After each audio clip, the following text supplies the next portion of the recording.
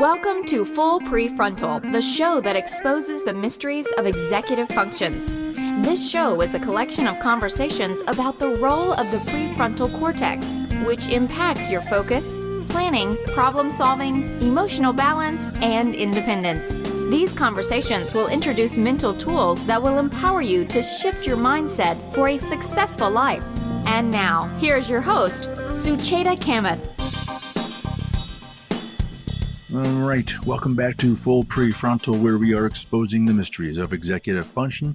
I am here, as always, with our host, Sucheta Kamath. Sucheta, you're going to lead us off and help us understand why Oliver Sacks is relevant to today's conversation and also introduce our guests. So good morning, my friend. Always good to be with you. Great to be with you, Todd, and I'm so excited to have a conversation with our guest today, and I will tell everybody who that is. But let me start with Dr. Oliver Sacks. When I went on a maternity leave, I won't name the year, but a girlfriend of mine gifted me a book titled An Anthropologist on Mars, 7 Paradoxical Tales by renowned neurologist Oliver Sacks. It had fascinating stories of 7 patients with varied neurological conditions. And a year or so earlier, I had heard Dr. Sacks speak at Harvard, and I was fascinated by his book. Then it was kind of he had written that a decade ago, I think, which was The Man Who Mistook His Wife for a Hat.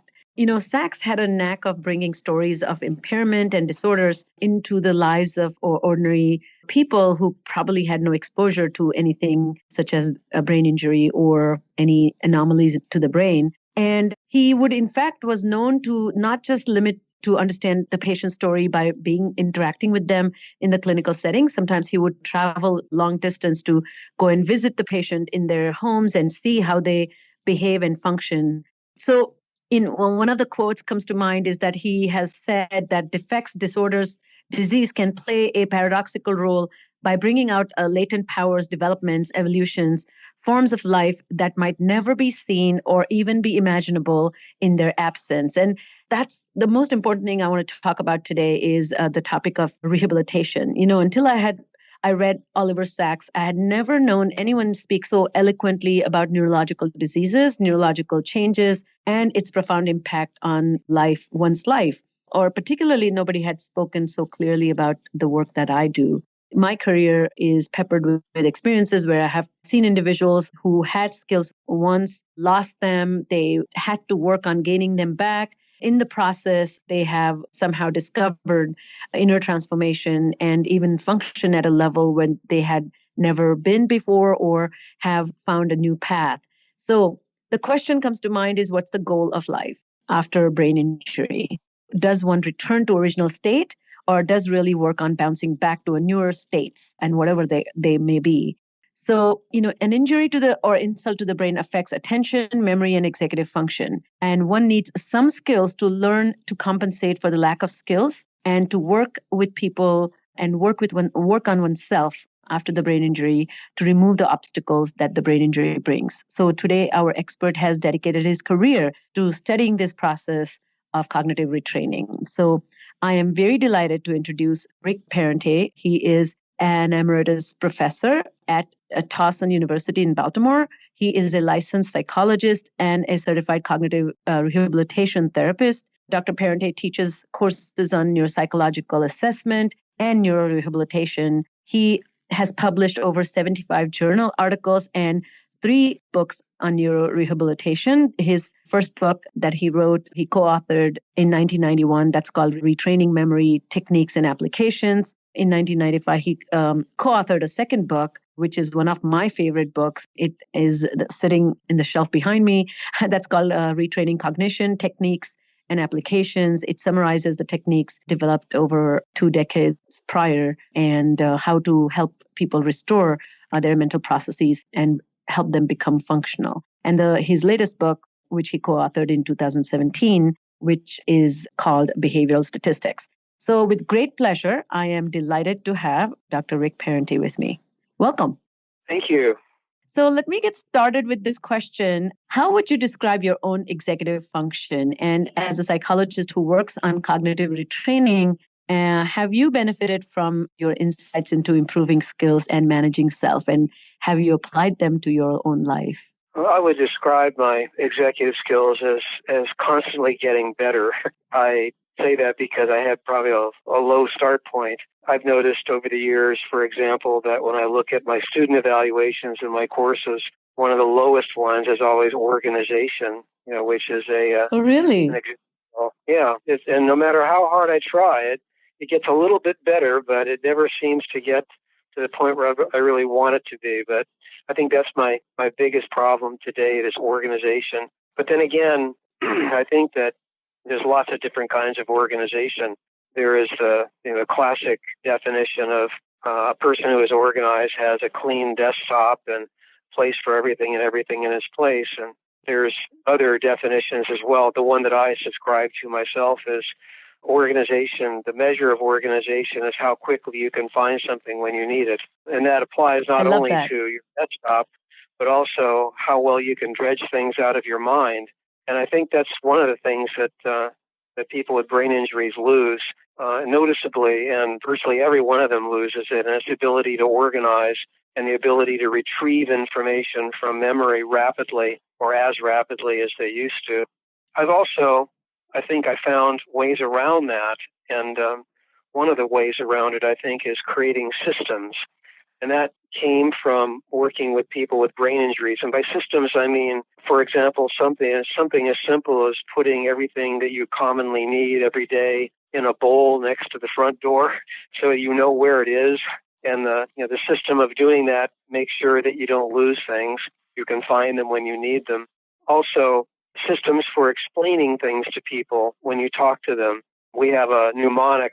One of the mnemonics that we've used is called the BOMS mnemonic, which is explain or say what you want to say right up front, and then omit the details, and then mention it again at the end so that you end up talking about the information at the beginning and also at the end of the conversation to capitalize on what the cognitive psychologists call primacy and recency. So there's different ways of improving organization, certainly. And I think I've learned most of those from simply trying them out on people that I've worked with and seeing which ones worked and which ones didn't.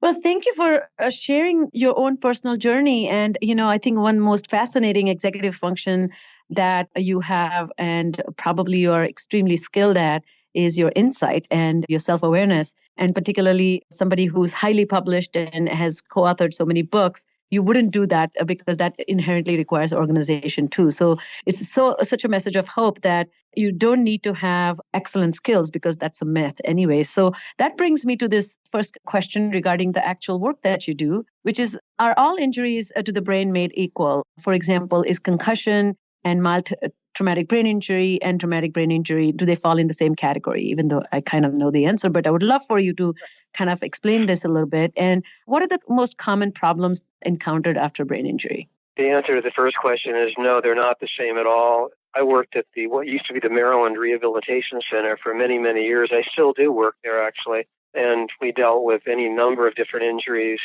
Typically, the ones you see most commonly are automobile accidents.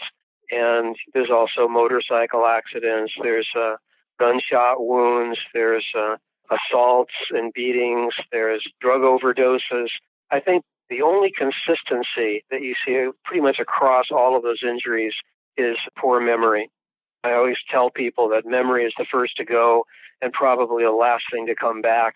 But depending upon the nature of the injury, then different techniques for improving memory are going to be warranted. For example, I deal to some extent with dementia patients, and one of the things I learned years ago from a speech and language therapist whose practice was devoted to dealing with Alzheimer's patients in Florida, told me about what are called personal fact repetition tapes, where she would simply get the client and their family to provide 100 facts about the person's life, like what was their name, where did they live, what high school did they go to, what was their first job, things like that. And she would make a tape. This was back in the days when tapes were used. I realize that they're not popular nowadays. But she would make a tape of the 100 facts, and she would have the person listen to them every day. And then whenever she saw them, she would have the facts listed 1 through 100. And she would simply go through and say, what is your name? Where do you live? What high school did you go to? What's your wife's name, etc.? And she would check them off, and they would listen to them, the facts again and again and again until they could finally recall all 100 facts without any errors. Then she'd get another 100 facts. And the reason she did that was because with that population, Alzheimer's patients, a lot of the problems they have are simply result from the fact that they're embarrassed because they can't remember things that anyone should be able to remember, like their name, for example, or where they live. I've used that technique again and again and again with Alzheimer's patients, and it works really quite well. With other people, with other injuries, you have very different techniques. If I'm dealing with a college student, for example, who's going to go back to school or make an attempt to go back to school again, then what I'll do is I'll try to teach them mnemonics so that they can memorize the information in their textbooks and have an easy way of recalling it and retrieving it. But generally what happens with people with respect to any type of memory disorder is that they don't lose access to the information. What they lose is the ability to recall the cue that is necessary to retrieve it. And the focus of the therapy resides with teaching the people to formulate reliable and effective cues. It's very similar to what everybody experiences these days when they put a file on their computer. The file is there, and assuming you can get at it, you can retrieve the information and it will come right back to you on the screen. But you're not going to be able to retrieve it unless you have the file name. And what people lose generally in their mind is not the information itself, but actually the retrieval cue or the file name, and teaching them to focus on generating those and keeping those available, even if it amounts to writing them down, is really probably one of the most effective techniques for improving their memory. Now, you asked about more than just memory, though. You asked about executive skills and I think other things and as attention, well. too. Well, attention is as you might guess, a very complex process. We talk about attention and concentration, and we hear those words thrown around quite a lot, but we don't find a lot of people who can distinguish them that easily. Mental control is another aspect of attention. And, regardless of the neuropsychological characteristics that determine it, I think in terms of function, attention is best thought of as essentially your ability to train your senses on something and to apprehend or process what you're seeing. Whereas concentration, on the other hand, is more an issue of ability to work with information and memory to, for example, formulate or answers to mathematical problems in your head. That takes concentration. But when somebody walks into a room and you simply turn your eyes and your ears towards that person, that's more of what we call attention. And attention is usually diminished after head injury. Typically, if you give a person an attention task, you'll find that they perform quite poorly after a head injury. And the question always becomes how much of their memory problem is due to their attention problem and how much of their attention problem dictates other problems like inability to process, for example. What do you do about it? It's a really tough road to hoe because, again, every person is different and they all have different attention problems. I think the only out-of-the-box type of attention process training that I've ever seen right now that's available is one by Solberg and Mateer, and that has some proven efficacy to it. So if a person wanted to improve their attention, then probably that type of computerized activity would be the way to go. I think, though, that one other aspect of attention that is usually either overlooked or ignored is the issue of how interested you are in something. When I test kids, for example, their mothers always tell me that, they can't pay attention, they can't pay attention, they can't pay attention. But then again, you give that kid a cell phone and they will pay attention to that manual for the cell phone to the point where they can learn to operate it much better than I can. That takes attention. And so I think probably one of the major aspects of dealing with an attention problem is asking the person, what are you interested in? What turns you on? What do you like to do? And you'll find that they can usually pay attention much, much better if you can isolate some of those activities. And ideally, if it's a school-related activity, then that works out quite well. The other avenue of approach is medication. There's a lot of different medications out there that are designed specifically for improving attention. Sometimes all it takes is a medication like Ritalin or Cylert or Adderall or Focalin or Concerta or something like that to make a big difference in the person's attention span. And if the stimulant ones, like the ones I just mentioned, don't work very well, then probably some of the non-stimulant ones, like Intuitive or Stratera, will do the job. So I think whenever I'm working with someone with attention problems, my first approach is to say, first of all, what are you interested in? And secondly, have you tried any medication for this? And if they haven't tried any medication for it, and if they are not, they don't tell me anything that they're particularly interested in, then we go to some other activity. What are some of those other activities? Yeah, go ahead. Yeah, so one question that comes to mind is, this is where I get quite often I see pushback from parents, which I'm not really sure if it's something that they fully understand, but they, particularly if it's not a brain injury or those with a brain injury and a pre-existing diagnosis such as ADHD, there's a strong kind of personal beliefs or that, medication, I don't believe in medication, or I don't want my child to be dependent on medication. And so there are lots of things that people bring into that whole decision, that there's a genuine tool available that can have a positive impact on attention, but there are a lot of reservations people have. What would you say to those parents as well as individuals who are very hesitant to intervene with medication, and particularly if it's not a brain injury? Well, I think the parents are afraid that their children are going to get hooked on it somehow. But what I tell them is that with medication, the advantage of a medication trial is that you know relatively immediately whether or not it's going to work. Medications for attention deficit have a paradoxical effect. For most people, stimulant medications make you hyper. All right. For a person with an attention deficit, it calms you down. I face the same thing with my granddaughter. Her mother and father did not want her to try any medication. So I said, okay, fine. So I went out and I got her a cup of coffee. And I said, drink this. And she drank it down. A world of difference in her within 15 minutes. Calm. Oh, wow. So, that's a stimulant medication effect. And, the parents, if they're concerned about that, then they should meet with their physician and say, can we have a trial with this? They can sit there in the doctor's office if they want, because it's not going to take that long to know whether or not it works. But there will be such a dramatic difference in the person if it does work that it's going to be hard for them to continue making that argument. Got it. So now let's talk a little bit about what is cognitive rehabilitation. The thing that you mentioned before, what about the person taking medication? They don't want their kids to get to start using medication as a crutch or anything like that. Well, I tell those parents that they better not have their kids wear their glasses either, because they don't want them to become a crutch. Or they better stop using that microwave, or they better stop driving that car, using that washing machine. They're all crutches in that sense.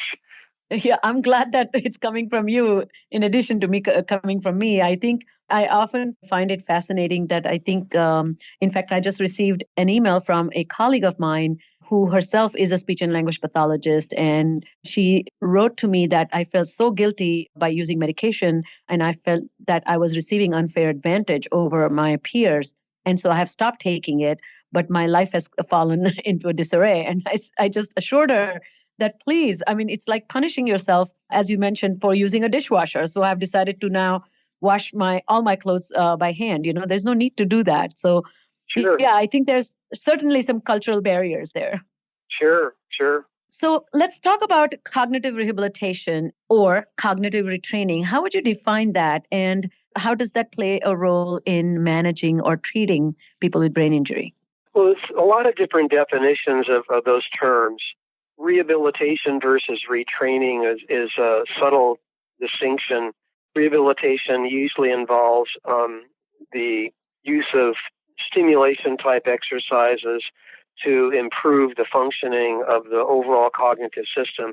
Now, there's a lot of contention there as concerning whether or not these things actually work. And I am personally of the notion that those particular types of stimulation therapy exercises really do not have much of a beneficial effect.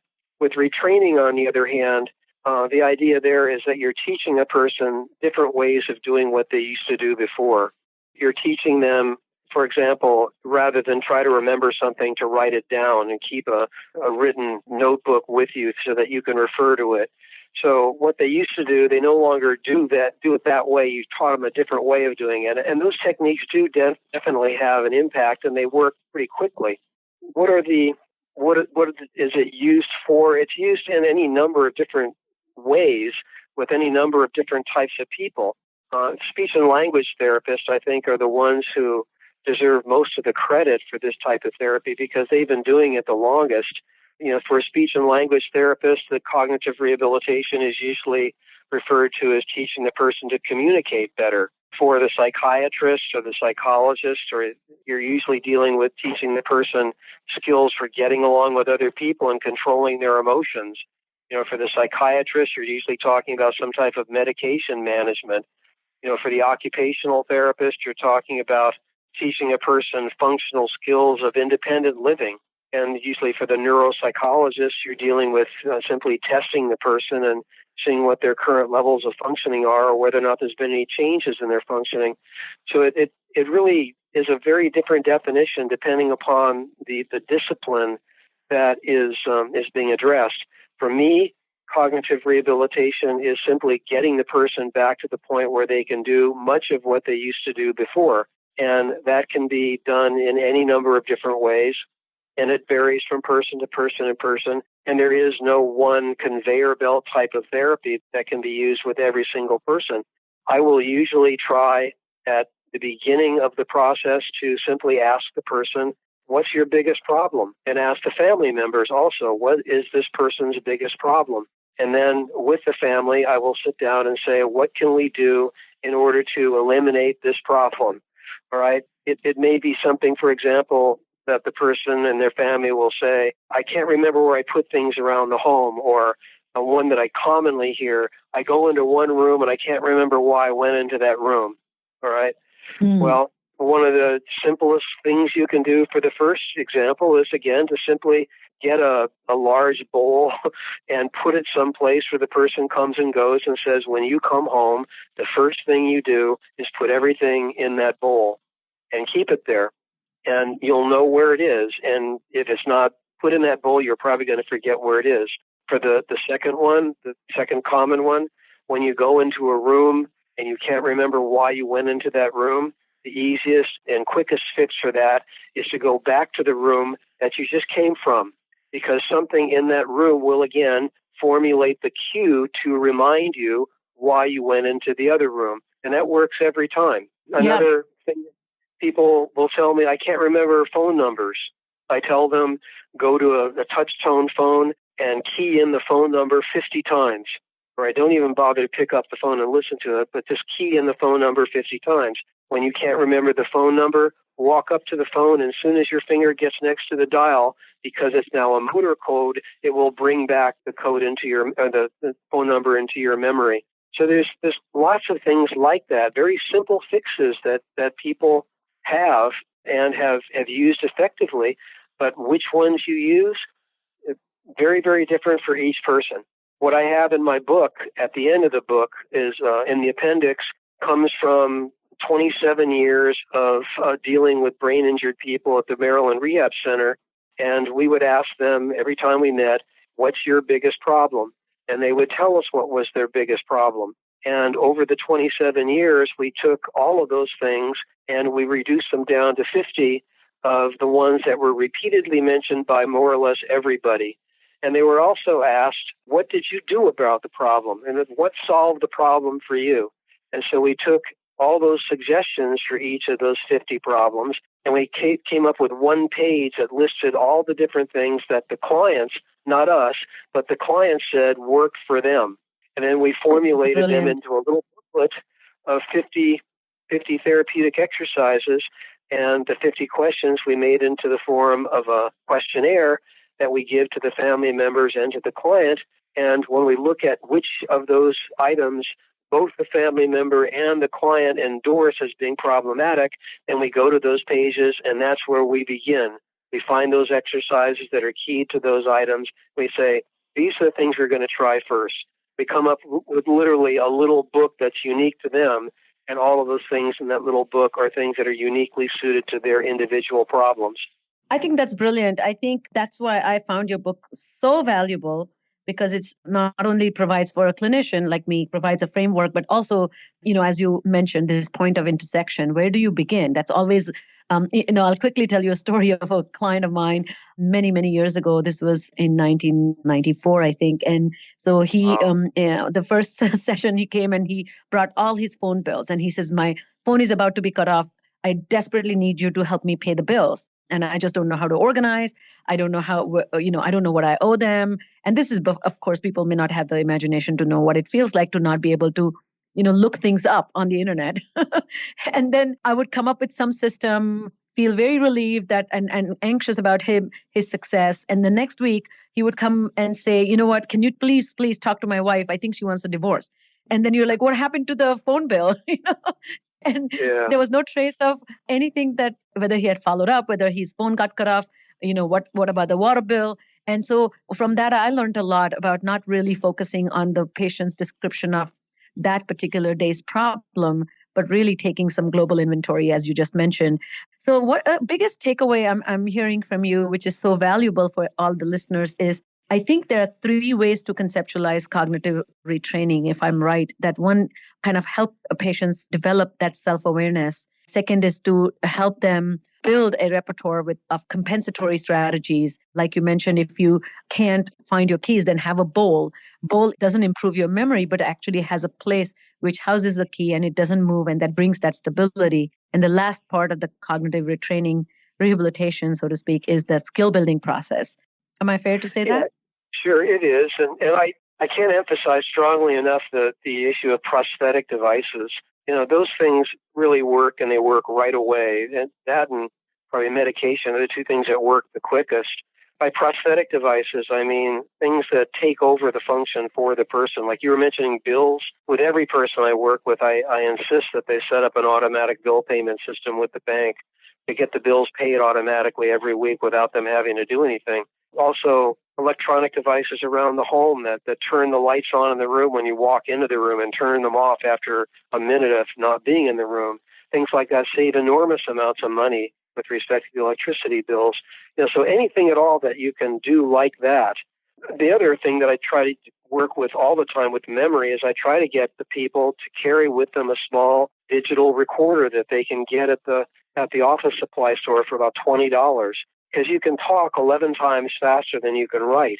And if you simply make notes to yourself rather than writing them down on a pad, you can review them every minute or every 15, 20 minutes, every hour even, and then delete the ones that are no longer relevant. But that has also made a big, big impact in their ability to remember things throughout the day. And one of the things that I exclusively focus on executive function, I have now my practice where we work with people who are kind of underachieving and their memory functions are not that impaired. Their attention skills are not that impaired, but their ability to manage the goals of life. And one of the problems I run into with them is they have these prosthetic devices. They just don't have that consistency and processes built into their life, or they don't adhere to those processes, which goes back to that motivational component too. But like you mentioned, if you have a digital recorder, you make notes to self, and then you need to have a regular time in your day particularly chalked off for reviewing the notes that you have made. And so that's where the barrier happens for these people, where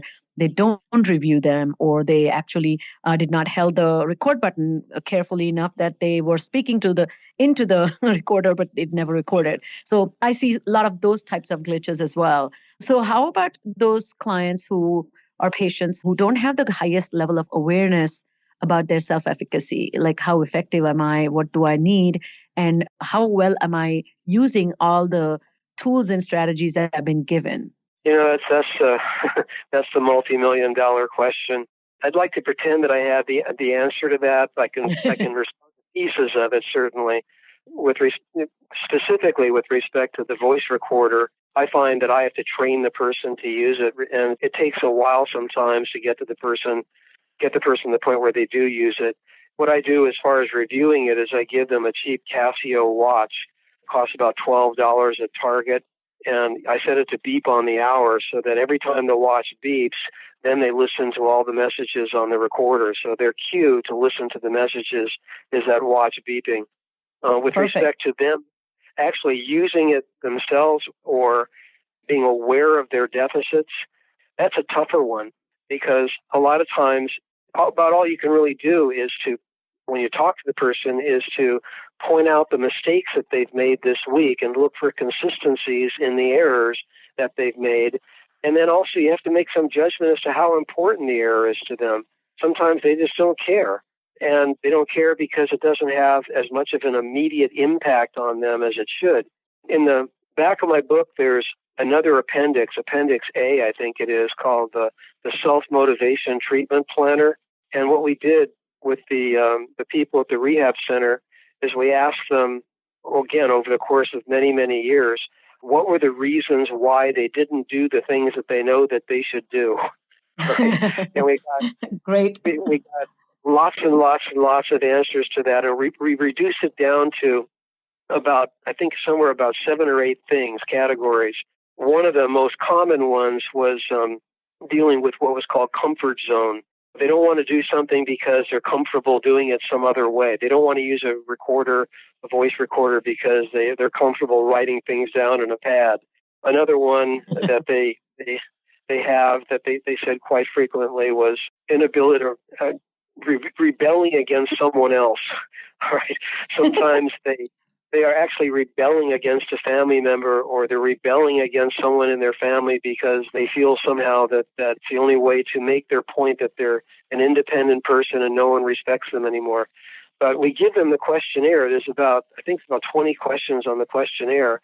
And we begin by trying to figure out what it is that's making them not do the things that they should be doing, and then try to plan the strategy from there. But, above and beyond that treatment planner, I don't know that there's a lot more specifics I can actually say, because if I had the answer to that question, like I say, it would really be in high demand.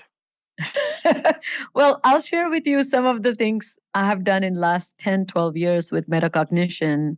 I do a lot of video recording. And in my practice, one of the ways, at the end of I do something called error glitch analysis.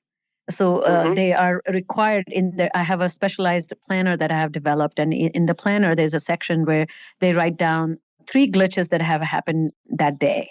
And then what we do is at the end of the week, I collect all the glitches and then I categorize them into 5 categories. And then predominantly wherever the glitches tend to be, then we take that category and then kind of doing that meta analysis of what is the mistake? Why does this mistake happen? Why does this mistake matter? What are the consequences, and what are the unseen consequences? And so the unseen consequences are mostly how did it impact a relationship that you have, and how did it impact your future goals? And so once we have this kind of thing, then they read this summary and I video record them. And then this video recording, they see the next time. Yeah, sorry, you were saying something? That's brilliant. It kind of reminds me a lot of what Purgatano did, because Purgatano believes in the notion of lack of awareness as the underlying cause of executive dysfunction. And a lot of times you can make something perfectly obvious to a brain injury survivor, but they're not going to see it. They're not going to be aware of it. And what your technique is doing actually is literally creating awareness. Yeah, and I'm so excited to share with you and everybody else that I'm about to launch a software which is called EXQ. And one of the primary premise of this is how do we develop self-awareness, and what are the tools and processes that go into developing awareness of self, awareness of strengths and weaknesses, and awareness of strategic thinking by your capacity to evaluate mistakes. And in the training process, one of the tools that I have created for every individual, that they make a video addressing the future self. So at the beginning of the training, they make a recording and the script is a shell, and they fill in the script and the software fills in their own weaknesses and strengths. But the script says, hey, dear future me, these are the things I'm going to do for you. And then during the training on every other week or so, whatever the rhythm is, they are asked to see this video. One of the processes to let them see this video where they have made a promise to their future self. And then the third part about that self-awareness is they are categorically exposed to some game-based training, but then they have something called error analysis that they review with a coach, virtual coach. And in that, the coach is showing the user or the client a mistake made by somebody else. So the game that they played, based on their performance, they are shown their 12 types of mistakes and all that stuff. But the idea there, what I was thinking about is how can I develop understanding of a performance evaluation, but how can I take the emotions out of it? So instead of me critiquing me, which is very difficult for a lot of our patients, as you know, I'm very willing and eager to critique somebody else. So they're shown the mistakes of others, and those strategies then are brought into their conscious awareness that these are the strategies you recommended. Hannah, how about you using those strategies too? That kind of idea. No, that's great. When that comes out, let me know, because I'd really like to get or buy that, because it sounds like a great program. And that's what this field needs really more than anything else is the programs and training options that are generally available to the therapist. Yeah, and I think your book was so transformational for me. And I think you are probably one of the very few psychologists, and that too, again, your work, that I came across 20 years ago. So imagine your work that in your book captured work that you had done prior to that. But I feel that the psychologists who study are very focused on evaluation part, and then the clinicians who are working are very focused on the treatment part. And that continuum, I think there are very few researchers like you who actually connect the two, because I think it's really important to talk about not just the deficits, but the plan. But that, as you mentioned, there's some myths that float around when it comes to injury and the plans that work or don't work. And it's really, really important to understand the functional aspect of treatment plans and not use those things that feel like that may use. So do you mind telling us a little bit about what are the things that don't work when it comes to therapy? Well, one of the things that I think doesn't work is perhaps the most commonly used therapeutic treatment, which is stimulation therapy, where people sit in front of a computer and they try to remember lists of words or number strings or try to match things on the screen. And that's, I guess there's some value to it, but there's really no evidence whatsoever that it actually has any carryover to the real world. You can talk about carryover globally, but there's actually a dichotomy of carryover, one of which is generalization, meaning that what you're learning is actually, you're able to apply it in any number of different novel situations. And the other one is transfer, meaning that what you're learning carries over to the real world in exactly the same way that you learned it when you were training. There's lots of evidence for transfer, even with brain injured people. There's no shortage of that. But there's very little evidence of generalization. And that's not just with people with brain injuries, that's in people in general. There's a book by Singley and Anderson called The Transfer of Cognitive Skill that was devoted to that entire issue of, if you look at different ways of measuring transfer and generalization in real world context, you'll be hard pressed to find people who can generalize quite well, but you'll have no difficulty finding people who can transfer. So if the goal is to teach generalization, you're probably wasting your time. If the goal is to teach transfer, you're probably doing something right. Those techniques, like things like Lumosity, for example, or the computerized software that you buy that gives you stimulation, drill, and practice exercises, there's very little evidence that they carry over into any aspect of the person's everyday life. What happens is that the person gets better on the exercises, but they don't get better in real life. So I think as far as those things go, you're probably better off playing video games, which would be fundamentally more interesting. Another Yes. thing that doesn't really seem to work very well is Freudian psychotherapy. Teaching or trying to get the person to understand their relationship with their mother when they were 3 years old probably is not going to have much of an effect on their life right now, because they don't have the executive functioning, the metacognitive skills to see how those things relate at all. Exactly. And there's other things, but I think the two areas that I think are the squeakiest wheels, put it that way. What does work? Well, one thing I found myself is that with the mildly brain injured people, if they simply go back to a community college and take a non-credit course, where they don't have to take tests or get grades, I see much more improvement in them in one semester than I see in comparable people going through all these very expensive therapies. There's just something about being in that environment where you have to interact with other people. You have to sit and listen. You have to take notes. You have to talk every now and then that seems to make a very rapid improvement in their overall cognitive status. And if you take away the evaluation component of it, they're usually not so wary about doing it. And also, work is a good therapeutic modality. If the person can go back to some aspect of their job that may not be what they did before, maybe some lesser version of what they did before, there's, again, something about being in that social environment, something about being in that context where they have to think all the time and make decisions that makes a big improvement in their cognition in a very short period of time. It has direct carryover and transfer to the real world. There's also, I think, the whole idea of socialization training, teaching a person how to behave in certain situations, what to say, what not to say. At the rehab center, when we did a 5-year follow-up of which people got jobs and which people stayed employed the longest, the single best predictor of those two variables was whether or not they had psychosocial group training. So we emphasize that quite a lot.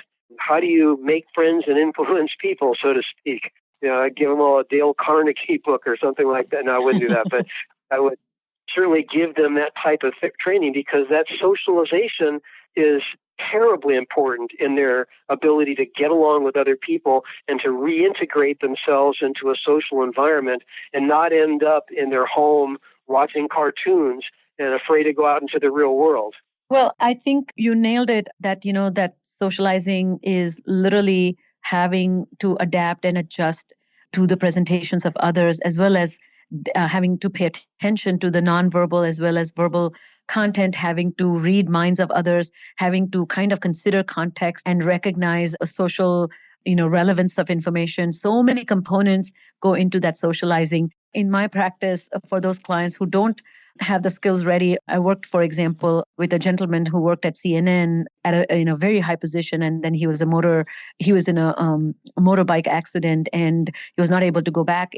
There were 12 people who reported to him, and he produced the actual live show. He was one of the important key persons. So we just did some mock, we created mock situations where he would have that opportunity through volunteer work. And we had, created some artificial group settings where he would be taking decisions at the rapid fire, settings where we would hold like fake meetings, so to speak, So we did a lot of simulation. So yeah, you're right. I think all the points that you have talked are so meaningful and tremendously valuable. And as I mentioned, you are probably the first person on this show who has actually outlined the treatment process. So as we close our discussion, are there any thoughts that you have regarding this concept that I think I read about many, many years ago called shaken sense of self? A lot of times the barrier is not just cognitive barrier, but it's just also some of the social psychological barrier where the person who's endured the brain injury has a tremendous shock regarding, poor skills. And sometimes those barriers are greater than the actual impairment that comes about because of the cognitive changes. Do you have any thoughts about that?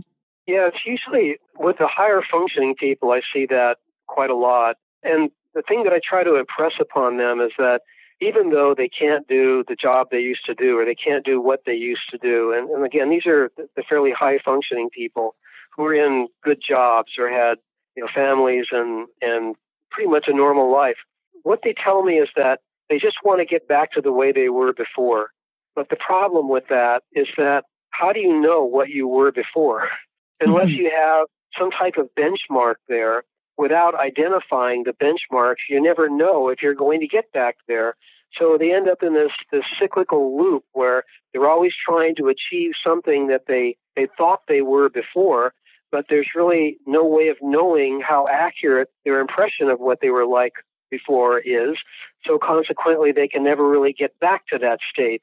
So I try to teach them that we have to establish concrete benchmarks, not so much look in the past and see what you were before, but look to the future and say, where do you want to be? What do you want to, this is going to take some time. Where do you want to be in 6 months? Where do you want to be in 1 year? Where do you want to be in 5 years?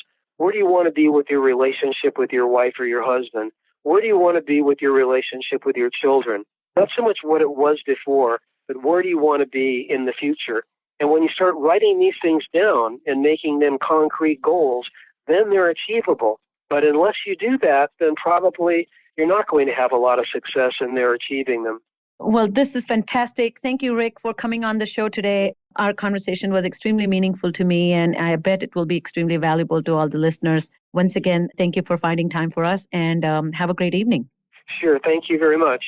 All right, that's all the time we have for today. On behalf of our host, Sucheta Kamath, today's guest, Dr. Rick Parente, and all of us at Cerebral Matters, thanks for listening today. We look forward to seeing you again right here next week on Full PreFrontal. Thank you for listening to Full PreFrontal, exposing the mysteries of executive functions. To contact our host, Sucheta Kamath, and learn more about her work on improving executive functions, visit her website at cerebralmatters.com. That's cerebralmatters.com. Tune in next week for the next informative episode of Full PreFrontal.